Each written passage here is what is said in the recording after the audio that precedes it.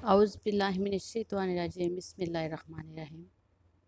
آج ہم صحیح بخاری کی حدیث نمبر 4 کا مطالعہ کریں گے اور آپ کو اس کے بارے میں پڑھ کر سنائیں گے۔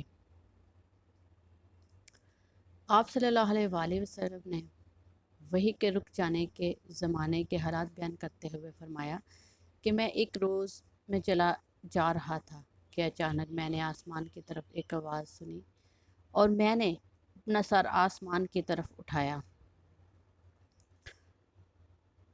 کیا دیکھتا ہوں کہ وہی فرشتہ جو میرے پاس غار ہرا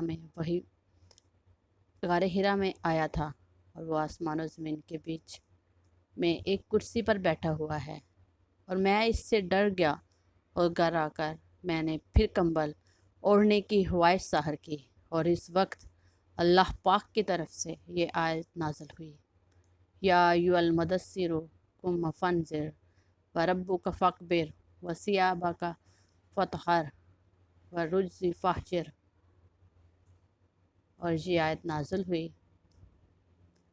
جس کا ترجمہ کچھ اس طرح ہے: اے لحاف اوڑھ کر لیٹنے والے، اٹھ کھڑا ہو اور لوگوں کو عذاب الہی سے ڈرا، اور اپنے رب کی بڑائی بیان کر، اور اپنے کپڑوں کو پاک صاف رکھ اور گندگی سے دور رہ۔